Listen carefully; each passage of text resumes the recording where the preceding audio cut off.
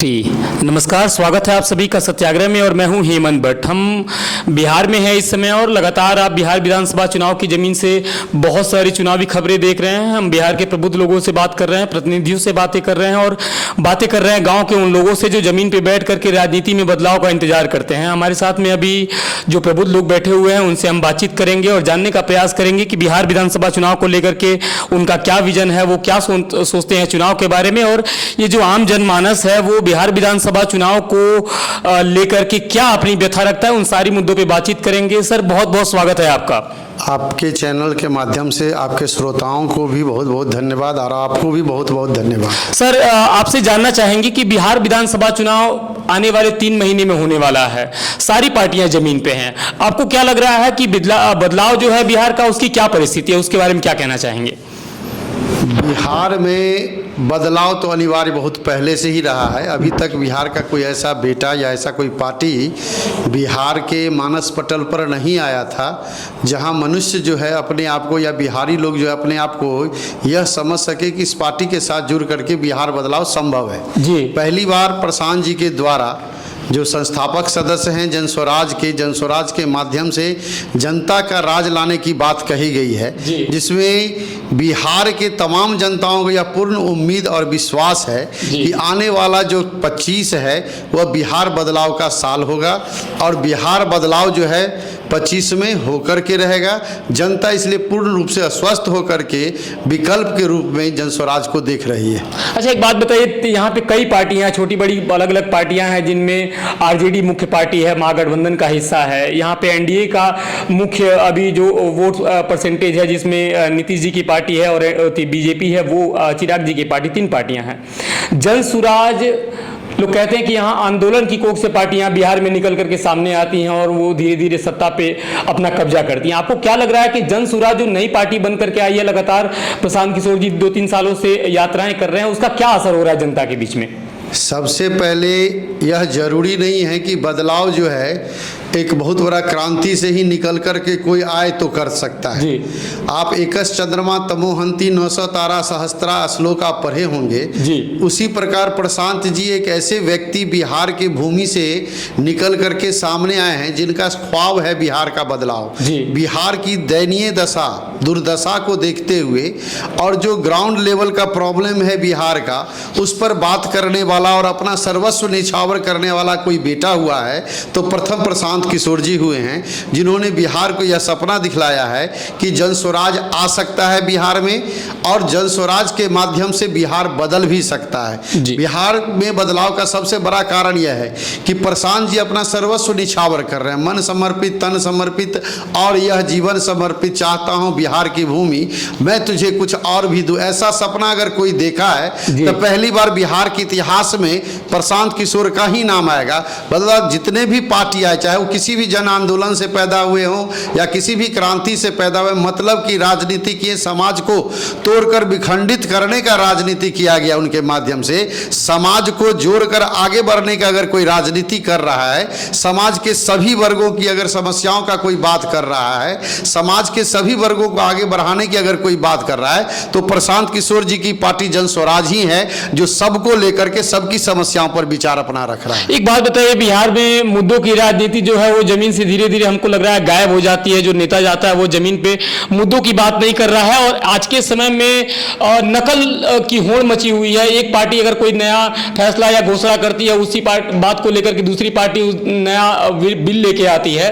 तो आपको क्या लग रहा है जमीन पे कौन कौन सा मुद्दा है जिन पे आने वाले समय में काम करने की जरूरत है? आज 78 साल के अवधि में भारत के आज़ादी के बाद बिहार में जितने भी पार्टियां आई, 40 साल कांग्रेस भी यहाँ राज करके गई है, 15 साल लालू जी का जो है जंगल राज भी यहाँ राज करके गया है और 20 साल से पेंडुलम बाबा की भी राजनीति यहाँ चल रही है, अर्थात नीतीश जी की भी जो है शासन चल रही है। किसी ने भी समाज के मूल समस्याओं पर आज तक बात ही नहीं किया। सब अपनी रोटी सेकते रहे, अपनी रोटी गर्म करके खाते रहे। जनता की जो समस्या थी जहाँ का तहाँ ही धरा रह गया। उस बात को आज कोई अगर उठाने का पहले काम किया, इससे पहले भी हम बोले तो प्रशांत किशोर जी। आज जितने भी पुरानी से पुरानी पार्टी है, आज प्रशांत जी की बातों को ही नकल कर रहा है। इतने दिनों से 400 रुपया पेंशन जो है वो बिहार के जनता के मुंह पे तमाचा जो है दिया जाता रहा। आप जब प्रशांत किशोर जी 2000 की बात कर रहे हैं तो नीतीश कुमार जी जो है उसको जो है 1100 करने का काम कर रहे हैं जी। इतने दिनों से कहाँ थे नीतीश सरकार जी? आज आपको चिराग पासवान जी जो हैं राजनीति में वही शिक्षा की बात कर रहे हैं, वही जन बदलाव की बात कर रहे हैं, वही सामाजिक समरसता की बात कर रहे हैं। इससे पहले वो कहाँ करते थे? जब उनके पिताजी के द्वारा लोजपा बनाया गया और उनकी अच्छी पकड़ राजनीति पर भी रही, केंद्र सरकार पर भी उनकी पकड़ अच्छी थी, लेकिन उन्होंने कहाँ बिहार के बारे में कभी यह सोचा कि बिहार में भी इंडस्ट्री लगना चाहिए, बिहार के बच्चों का पलायन रुकना चाहिए, बिहार में अच्छी से अच्छी शिक्षा व्यवस्था होनी चाहिए। तो ये तो उन्होंने कभी नहीं सोचा। अभी तेजस्वी प्रताप यादव ये पीछे पीछे डपली बजा रहा है, 9th फेल, जिसको अपना होशो हवास ही नहीं कि क्या कर रहा है। हम पिए तो ठीक, छोटा पिए तो खराबी वाला गाना जो है उन्हीं पर लागू हो रहा है जी। खुद लव मैरिज करके ले आए किसी को तो बहुत अच्छा, लालू जी राबड़ी जी के लिए अच्छा होगा, वही बड़ा बेटा जब किया है तो गलत हो गया है। तो उनका अपना परिवार तो संभल ही नहीं रहा है, वो देश और राजनीति की बात कहाँ से कर रहे हैं? वो पहले खुद को तो संभाल लें, तब बिहार की जनता की चिंता करें। अगर चिंता ही करना रहता तो उनके माता पिताजी की जो राजनीति रही है 15 साल रही है, 15 साल में क्या बिहार का जनता उनको नजर नहीं आया? तेल पिलाओ, लाठी भजावन रैली, चरवाहा विद्यालय, यही सब तो उनको नजर आता रहा। कहां शिक्षा की उन्होंने कभी बात की? कहां अंतर्राष्ट्रीय शिक्षा पर उन्होंने फोकस की? कभी ये नहीं बोला कि अंतर्राष्ट्रीय शिक्षा पद्धति यहां भी बिहार में भी होना चाहिए, बच्चों को अच्छी शिक्षा मिलना चाहिए। तो एक बात बताइए, हम सत्याग्रह के माध्यम से जब गांव में घूम रहे हैं तो जब लोगों से बातचीत करने का प्रयास करते हैं जंगल राज के बारे में, तो या तो उनके पास सही तथ्य नहीं होता है या तो वो बताने से ही चकते हैं। अगर हम आपसे जानना चाहें जंगल राज के बारे में, जो 1990 के बाद का जो दौर था, तो जंगल राज के बारे में आपका क्या अभिप्राय है? क्या है जंगल राज? जंगल राज सीधा सीधी होता है, जो उसमें सर्वोपरि होता है। जैसे जंगल का राजा शेर होता है, वो जो चाहता है वही करता है। तो लालू राज में वही होता था जो लालू चाहते थे। लालू राज में अपहरण उद्योग पनपा, कल कारखाने को उन्होंने नहीं पनपाया, अपहरण उद्योग को जो जन्म दिया, जिससे आप पैसा कमा के रखे हुए हैं, आप डॉक्टर हैं, इंजीनियर हैं, पैसे वाले इंडस्ट्रियल हैं, आपको उठा करके ले जाएगा, 40 लाख 50 लाख 1 करोड़ 2 करोड़ का डिमांड देगा, फिर आपको घर तक छोड़ दिया जाएगा। इस तरह की व्यवस्था। बैंक डकैती आम हो गई थी, खुलेआम हत्या आम हो गई थी, लोगों का घर से बाहर निकलना आम हो गया। जिस तरह शेर के डर से जंगल के दूसरे जानवर बाहर नहीं निकलते हैं, वैसे बिहार के जनताओं के अंदर इतना खौफ था क्राइम का, क्रिमिनल का, कि वो घर से बाहर शाम के बाद निकल नहीं रही। यही तो जंगल राज था उनके रीजन में, तो इतना ही हुआ, इससे ज्यादा कुछ हुआ ही नहीं। तो आपको लग रहा है कि अभी जनता जो है विकल्प के बारे में सोच रही है? कोई आपको लग रहा है ऐसा कि जनता जो है इस बार जी बिल्कुल इंतजार में, कई वर्षों से इंतजार में थी। यहाँ बिहारियों को विकल्प मिल नहीं रहा था और पहली बार प्रशांत किशोर के माध्यम से एक अच्छी शासन व्यवस्था का उम्मीद जो है वह जनता में जागा है। और प्रशांत जी पूर्ण रूपेण पैदल यात्रा के माध्यम 5000 गांव से ज्यादा गांव उन्होंने भ्रमण किया है पैदल, और गांव की दुर्दशा को देखने के बाद उनके अंदर जो व्यथा आई है, उस व्यथा के हिसाब से व्यथित होकर के उन्होंने 1 करोड़ जनता को पटना बुला करके जन स्वराज बनाया। अपना पार्टी नहीं बनाया, प्रशांत जी का ये पार्टी नहीं है। जैसे लालू जी बनाए तो लालू जी का पार्टी हो गया, अब उसे उसका बेटा, उसका पोता, उसका भतीजा, उसका साला, उसका साली वही सांसद और विधायक बनेगा, दूसरा यादव वहां नहीं है जी। लोजपा बनाया गया रामविलास पासवान जी के द्वारा, तो चिराग पासवान, उसका भतीजा, उसका भाई, उसका चाचा, उसका मौसी, वही सब राजनीति में घुसा हुआ है। कोई दूसरा पासवान उसको नजर नहीं आ रहा। लेकिन प्रशांत जी जो पार्टी बनाए हैं, इसमें सभी जाति सभी वर्ग को समान स्थान दिया गया है और पूरे समाज को एक सूत्र में बांधकर समाज को कैसे आगे बढ़ाना है और बिहार की जो दुर्दशा है वर्तमान, उसको कैसे सुधारना है, इस पर लगातार प्रशांत जी काम कर रहे हैं। और प्रशांत जी के द्वारा जितने भी जन स्वराजी हैं वो समाज को एक साथ जोड़कर बिहार बदलाव की जो है पूरी कोशिश कर रहे हैं। और पूर्ण विश्वास है कि बिहार में बदलाव होगा और हर हाल में होगा, और 25 में अगर सरकार बनेगी तो जन स्वराज की ही सरकार बनेगी। बहुत बहुत धन्यवाद सर, बहुत बहुत धन्यवाद। Thank you. बिहार के अलग अलग मुद्दों पे आप हमारा कार्यक्रम सत्याग्रह देख रहे हैं और महोदय हम आपसे जानना चाहेंगे बिहार के बारे में, बिहार की राजनीति के बारे में, और सबसे बड़ी बात की जाति जो समीकरण है उसको लेकर के बहुत सारा भ्रम है जमीन पे, और जाति के बारे में ही आपसे जानना चाहेंगे कि जाति जो है कितना बड़ा फैक्टर है बिहार की राजनीति में, और क्या ये संभव है कि जाति धर्म संप्रदाय को छोड़ करके बिहार में कोई राजनीतिक पार्टी राजनीति कर सकती है या नहीं कर सकती है? देखिए, 40 सालों तक करीब जी 90 से पूर्व कांग्रेस का ही सरकार रहा है। एक दौर आया ऐसा, उस दौर में सामाजिक न्याय की एक चर्चा हुई जी कि सामाजिक न्याय नहीं हो रहा है। तो सामाजिक न्याय के पुरोधा लोग उस समय के लालू प्रसाद जी हों, अपने आप को पुरोधा कहते हैं सामाजिक न्याय के, जी जी नीतीश बाबू हों या रामविलास जी हों, ये लोग सामाजिक न्याय के पुरोधा थे। हम देख रहे हैं कि जिस सामाजिक न्याय की बात उन्होंने की और उस परिवर्तन की बात उन्होंने बिहार में किया, जी जी, तो लगभग 35 सालों से उन्हीं लोगों का सरकार है बिहार, जो सामाजिक परिवर्तन का पुरोधा माने जाते रहे हैं। 15 साल लालू जी का हुआ और 5 साल का संवैधानिक व्यवस्था है कि 5 साल ही सरकार होगा, उसकी जो नीति होगी 5 साल काफी है, और 5 साल के बाद फिर उसके पास कोई सोच नहीं बच पाएगा कि अगले 5 साल में फिर आगे करें। तो 5 साल की संवैधानिक व्यवस्था है, उसमें आपको जितनी भी एनर्जी है या जितनी भी सोच है उस 5 साल में लोग लगाते हैं। यहाँ क्या हुआ, ये 15 साल तक लगातार उन्होंने शासन की, 90 से 5 तक। और सबसे पहली बात उन्होंने किया कि शिक्षा जो व्यवस्था था जी उस समय में, उसको पहले ध्वस्त कर दिया। शिक्षा यदि होगी तो सवाल होगा, शिक्षा यदि आम आदमी में होगा तो सवाल पूछेगा। तो पहले ही सोची समझी राजनीति के तहत उन्होंने पहला प्रहार किया कि शिक्षा को समाप्त कर दिया। जितने भी उद्योग धंधे थे वो सारे के सारे लगभग उसी पीरियड में बंद हुए, सारे के सारे बंद हुए जी। उसके बाद क्या हुआ कि यहाँ के लोग मजदूर बन के बाहर जो है सो जाने लगे ट्रेन से चल के, और इलेक्शन के समय में वो सारे लोग यहाँ आते जी जी, वोट हुआ और सारे लोग फिर चले गए जी। वो लाभ उनको मिलता रहा और वही सोच, उसी सोच के तहत उन्होंने 15 साल यहाँ काम किया। उसी में बेहिचक बिना डर के उन्होंने जो जंगल राज की चर्चा हो रही जी जी, हम लोग उस समय में थे, अच्छी तरीके से देखे हैं उसको। सड़क नाम का कोई चीज यहाँ था ही नहीं, और उनका कुतर्क था कि सड़क लेके होगा क्या, ये कुतर्क था उनका कि सड़क लेके क्या होगा, उद्योग धंधे से क्या मतलब है। तो इसी में वो सारा चीज सोच खत्म हुआ और शिक्षा खत्म हो गई। लोग नाम जपने के लिए सो उस समय 15 साल गुजर गया, उसमें बड़े बड़े जो उद्योगपति थे सारे बिहार के लोग चले गए थे। जी जी, 15 साल के बाद जो है सो नीतीश जी का शासन है, उसी सामाजिक न्याय के जो 15 साल एक बड़ा समय होता है एक बदलाव का। भाई आप जिसका तरक्की की बात आप करते हैं तो 15 साल कम थोड़े हुआ, आप तरक्की करते हैं, क्यों नहीं किए जी। आज भी वही बात आप कर रहे हैं कि हम इसको तरक्की करेंगे, तो 15 साल में आपसे तरक्की नहीं हो पाया। नीतीश बाबू आए, 2 चीज उस समय मतलब देखा गया बदलाव में।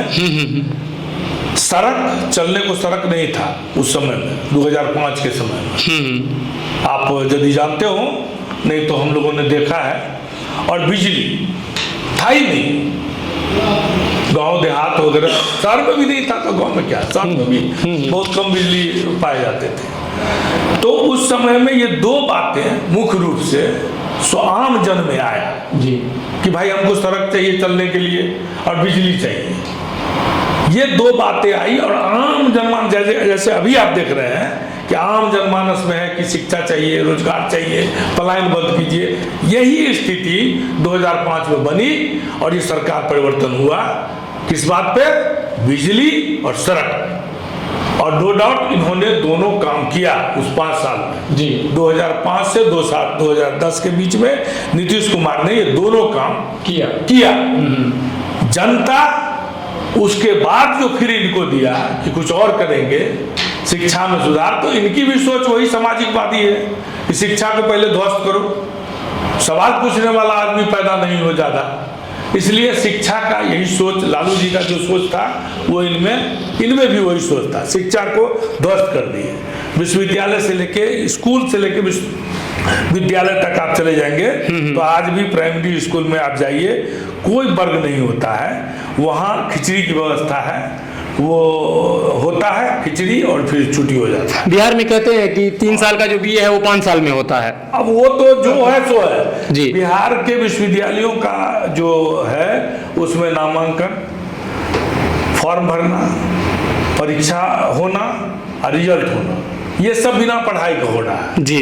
बिना टीचर के। उस सब्जेक्ट में कोई टीचर नहीं है, उसका फॉर्म भराता है, उसका नाम लिखाता है, उसमें उसका परीक्षा होता है, वो पास भी करता है। ये नमूना है। तो हम वही तो बात का अभी हिंदुस्तान पेपर में निकला था तो जी। एक मिनट हमको बता दीजिए, आप जी जी पूरी तरह से। तो शिक्षा को पहले ध्वस्त कर दिए इन्होंने। अब किस न्याय की बात कर रहे हो भाई, जिसके लिए आप गए 15 साल उनका शासन हुआ, 20 साल से आप हैं, ये 35 सालों में उत्थान नहीं हो पाया। आज भी उस आरक्षण की बात करके, जात की बात राजनीति करके ये लोग फिर गुलगुलाने की कोशिश कर रहे हैं। अब आप देख लीजिए अपने ही स्थिति में जी, ये लोगों ने एक जातीय जनगणना अभी कराई कि काम ही नहीं है ना। ये लोग सारे बैठ करके जात का गुना करते हैं। यहाँ दूसरे स्टेट में चले जाइए, तमिलनाडु में, वहाँ कहाँ दिक्कत है, कहाँ औद्योगिक लगना चाहिए, वो राजनीति होती है, मुद्दों की राजनीति होती है, राजनीति होती है। कहीं दूसरे जगह जाइए, जी जी, यहाँ बैठिएगा तो ये लोग जितने भी पॉलिटिशियन पटना में बैठ के हैं, नेता नेता वो सारे लोग इस जात को काट के इसमें जोड़ देंगे, इस जात को काट के इसमें, यही राजनीति ये 35 साल से खेला चल रहा है। अब हमको बताइए कि इस 35 साल में क्या बचा, कितने दिनों में भाई विकास होगा? आपसे विकास 35 साल में नहीं हो पाया जिसके लिए आपने बना, और आज भी आप कह रहे हैं कि विकास बाकी है। अभी जनगणना हुआ है आप ही के मुताबिक, आपने जनगणना क्या, आपने कहा कि मात्र 5% अति पिछड़ा के बच्चा, मोहम्मदन के बच्चे या हरिजन के बच्चे 12वीं पास करते हैं।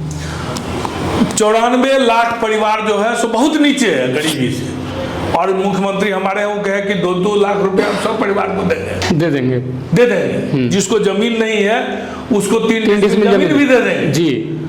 तो आप ही के जनगणना, आप ही का गणना, तो पहले आप उसको दे दो ना भाई, वो आप 2-2 लाख रुपया 94 लाख परिवार को दे दो, उसके बाद जमीन भी दे दो, तो कम से कम उतना तो हुआ ना कि उतने का लाभ हुआ। तो ये लोग वो किसी मुद्दे की बात करेंगे नहीं। इस बीच में आपको ये चल रहा है ये 35 साल से, और इस 20-15 साल में कुछ करना नहीं है। ये सारे लोग एक ही पार्टी के लोग हैं। यहाँ विकल्प होता है ना, विरोधी और सत्ता। बिहार में एक ऐसा प्रदेश है हिंदुस्तान का जहाँ विरोधी है ही नहीं, सब सत्य है, कहिएगा कैसे? तो इन्होंने कुछ दिन ये गठबंधन में चले जाते हैं, अपने आप को वहाँ मुख्यमंत्री रह गए, कुछ दिन यहाँ रह गए मुख्यमंत्री, तो आधा समय यहाँ रह गए, आधा समय दोनों सत्ताएं में रह गए। आप देखेंगे जो मुख्य विरोधी पक्ष है सत्ता पक्ष के खिलाफ बोलते ही नहीं है। और यही बात जनता को आज नहीं, 5 साल पूर्व भी विकल्प के अभाव में इनकी सत्ता हुई थी 2020 में जी। यदि वो विकल्प रहता, जनता के पास ये है कि इसको दीजिए, नहीं तो इसको दे दीजिए, इसको नहीं दीजिएगा तो इसको दे दीजिए। ये खेला जो चल रहा है बिहार में, ये बंद होने की स्थिति में पहुंच गया प्रशांत जी के आने से। और ये गांव-गांव जो अभी ये जा रहे हैं, तो ये जो बात कह रहे हैं आप देखेंगे, यदि अरे यहाँ बैठ के राजनीति हो रही है या पत्रकार लोग चर्चा कर रहे हैं कि जाति की राजनीति, जाति तो 15 साल से जाति की राजनीति चल रही है। किस जाति का कल्याण हुआ भाई? आज आप जमीन पर जाके देखिए, जो बातें प्रशांत जी बोल रहे हैं और उसको जो लोग सुन रहे हैं, उसकी आप अंदाजा कीजिए कि वो कैसे सुन रहे हैं, किस रूप में उसको ले रहे हैं। हम लोग जमीन पे जा रहे हैं, उनकी रैलियों को भी देख रहे हैं, देख रहे हैं जी। आप दिशा देखिए कि जयप्रकाश नारायण जी का आंदोलन हुआ था, उस समय में भी हम लोग बच्चे थे, इमरजेंसी तो था ही, इमरजेंसी के समय, हाँ, तो उस समय भी हम देखते थे कि क्या माहौल है। ये जो हम देख रहे हैं, आप उससे तुलना कीजिए, आप देख लीजिएगा कहीं ना कहीं उसका स्क्रिप्ट होगा जी। आप देखिए और सोचिए कि ये क्या चल रहा है। यहाँ बैठ के जितनी राजनीति लोग कर लें, लेकिन जमीन पर की राजनीति जो है वो सारे जात पात ध्वस्त है। सबके बच्चे की पढ़ाई चाहिए। आप इस बात को समझेंगे, गांव की जो बहुएं हैं उनके पति साल भर बाहर रहते हैं, 1 महीना सिर्फ घर पे आते हैं। माएँ उनके बच्चे साल भर रहते हैं, 15 दिन महीना दिन के लिए आते हैं। उस माँ और बहू कैसे जीवन जी रहा है बिहार में, आपको पता है? उसका बच्चा बाप को देखे हुए साल साल भर होता है। ये कैसे जी रहा है? ये लोग बैठ के राजनीति कर रहे हैं जात की, जात हो जाएगा, ऐसे हो जाएगा, ऐसे हो जाएगा। ये गन्ना सिर्फ यहाँ कर रहे हैं। लेकिन आप जमीन पर जाके देखिए कि जिसके पति, जिसका बेटा, जिसका बाप सालों साल बाहर रहता है 10,000, 15,000, 20,000 के नौकरी के लिए, और यहाँ अकेला जो है सो गांव का गांव जो है सो सुना पड़ा हुआ है। उसका सोच, आप वो चमक आप देखिएगा वहाँ के महिलाओं का, वहाँ के लोगों का, वहाँ के बेरोजगारों का जी, तो आपको पता चलेगा। अभी कल आप देखेंगे होंगे, कहीं हमने देखा कि लोग आम आदमी बोल रहे हैं जो बाहर में है, यदि बिहार में फैक्ट्री कहीं होता, 500 आदमी 200 आदमी काम करता वहाँ, तो वहाँ 20-25 परिवार ऐसे भी होते जो अपना रोजगार करके पेट चला लेता है। तो ये बैठ के राजनीति कर रहे हैं और जात का राजनीति भाग रहे हैं। जमीन पर जाके देखिए कि किस जाति के बच्चे पलायन नहीं कर रहे हैं, किस जाति के बच्चे यहाँ हैं। कि ट्रेन मोदी जी आते हैं ना, यहाँ कहते हैं कि ट्रेन 5 को दे दिए, यहाँ लेबर फैक्ट्री बना दिए, दोनों मिलके, वो भी, और वो जाएंगे कहाँ? तो मद्रास जाएंगे, वो जाएंगे कहाँ? गुजरात जाएंगे। तो हम यहाँ से लेबर, और ये कारण क्या है कि यदि यहाँ फैक्ट्री खुलेगा बिहार में तो फिर वहाँ लेबर सप्लाई बंद हो जाएगा। गुजरात में जो फैक्ट्री खुला हुआ है, या तमिलनाडु में है या महाराष्ट्र में है, वो फैक्ट्रियाँ बंद हो जाएंगी। जब यहाँ हमको 15,000 का नौकरी मिल जाएगा तो हम वहाँ 20,000 की नौकरी करने के लिए नहीं जाएंगे। तो ये स्थिति, इस राजनीतिक कुचक्र को प्रशांत जी ने तोड़ दिया है बिहार में। और आने वाला समय जो होगा तो सारे राजनीतिक कुचक्र धरा का धरा रह जाएगा। आम जनता का जो मुद्दा है, शिक्षा, स्वास्थ्य, पलायन, ये जो है, और उद्योग, ये सारे का सारा मुद्दा आपको ऊपर नजर आएंगे। आप आने वाले समय में देखेंगे यहाँ जितने पत्रकार लोग ऊपर से बोल रहे खड़े, मतलब यहाँ बैठते हैं और माइक लगा लिए और गणना कर ले किस जाति के। 35 साल से उन्हीं जाति के लोग हैं भाई, किसी ने नहीं रोका है जी। 35 साल से वही राजनीति हो रही है, जात की राजनीति, काम की राजनीति। उसी जात को भाई कुछ करते तब ना। आपको लग रहा है कि इस बार समीकरण टूटेगा? बिल्कुल टूटा हुआ है। और जात की बात आप कर रहे हैं, नरेंद्र मोदी के जात के कितने आदमी हैं बिहार में? सारे के सारे नरेंद्र मोदी को वोट दे दिए। लोकसभा की राजनीति, यहाँ राजनीति जात का कौन कर रहा है? ये पत्रकार लोग, कोई काम नहीं है, वो बैठ करके इसी पर फोकस देंगे जी। आप उसको नहीं खोजेंगे कि यहाँ फैक्ट्री लगा कि नहीं, किसने बंद किया, किस पीरियड में बंद हुआ, क्यों नहीं खुला। आप इस पर चर्चा करें ना, वो चर्चा करने की स्थिति में नहीं है। वो आप देखेंगे, मैं भी देखता हूँ, वो बैठेंगे या कहेंगे कि इस जात का इतना वोट, इस जात का इसको इतना वोट। भाई 35 साल से वही जात वाले जितना गिन रहे हैं, उन्हीं का सरकार है, तो किस जाति का कल्याण कर दिए भाई? आप उस पर फोकस कीजिए, सारे धरे के धरे रह जाएंगे। जितने पत्रकार यहाँ से बैठ के राजनीति बांध रहे हैं वो सारे के सारे जमीन पर ध्वस्त हो जाएंगे। आप सत्याग्रह का विशेष कार्यक्रम देख रहे हैं और महोदय का मानना है कि जो जातिवाद का मुद्दा है ये पत्रकारों की और राजनेताओं की समझ है, बाकी जमीन पे जो मुद्दे हैं वो आज के समय में धीरे धीरे धूमिल हो रहे हैं। सर बहुत बहुत धन्यवाद आपका। सर क्या नाम है आपका? सर थोड़ा सा माइक को लगाइएगा। सर आपसे ये जानना चाहेंगे कि बिहार में चुनाव का जो पब्लिक सर्वे है, पब्लिक ओपिनियन है, हम लोगों से ले रहे हैं, जानने का प्रयास कर रहे हैं कि उनके मन का जो मंतव्य है या उनके मन का जो जिज्ञासा है वो चुनाव के बारे में, राजनीति के बारे में क्या है। तो आपसे जानना चाहेंगे कि बिहार विधानसभा चुनाव जो है वो बहुत नजदीक है, आने वाले बहुत सारे मुद्दों पर जो राजनीतिक पार्टी है अपनी अपनी बातें रख रही हैं। आपके हिसाब से क्या लग रहा है, क्या माहौल है चुनाव का?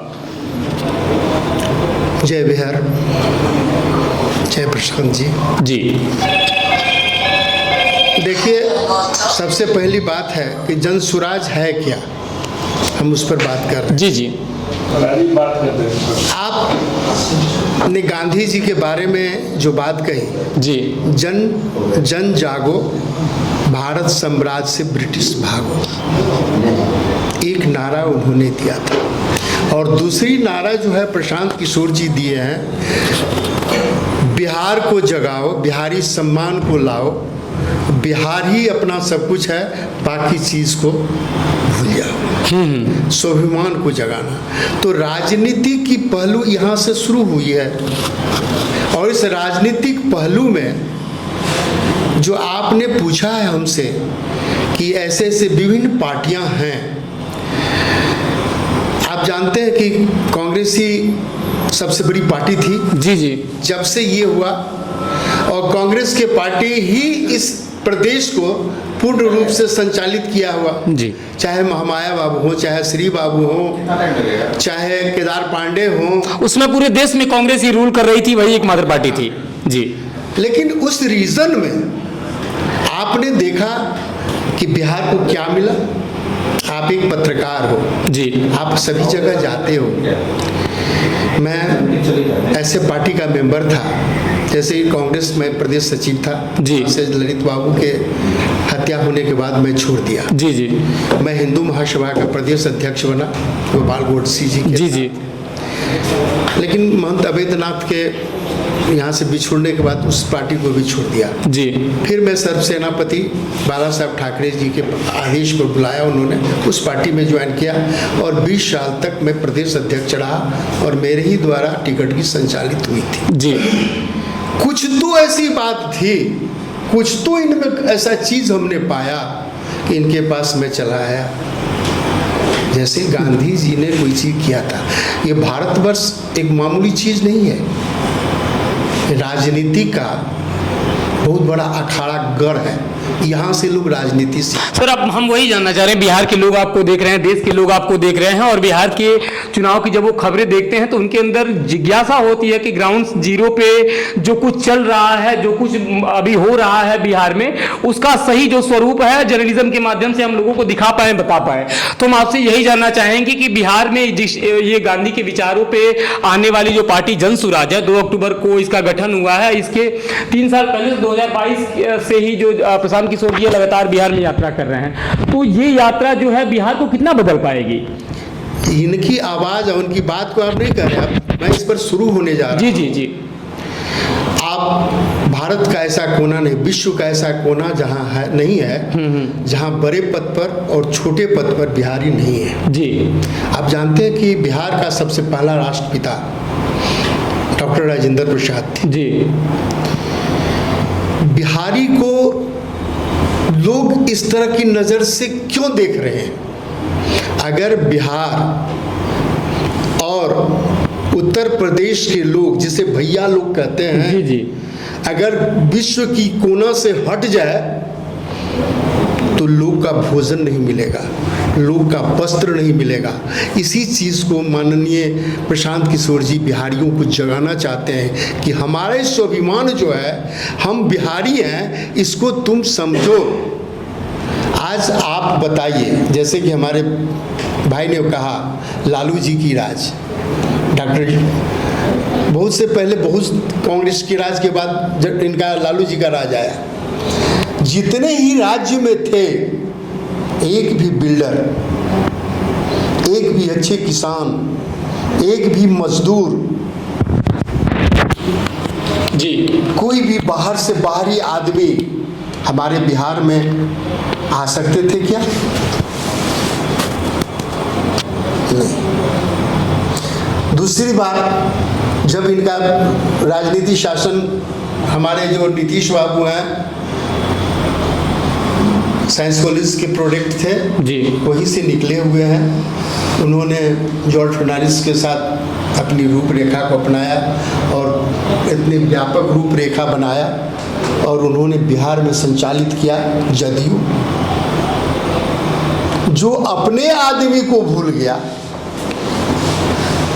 जो अपने लोग को भूल गया, जो जिन्होंने उनको सारी शिक्षा दी, सारी रूपरेखा अपनाया, तो बिहारी को इनको भूलते कितना देर लगेगा। जी। एक महीना में अनेक बार पार्टी बदलते हैं। जी।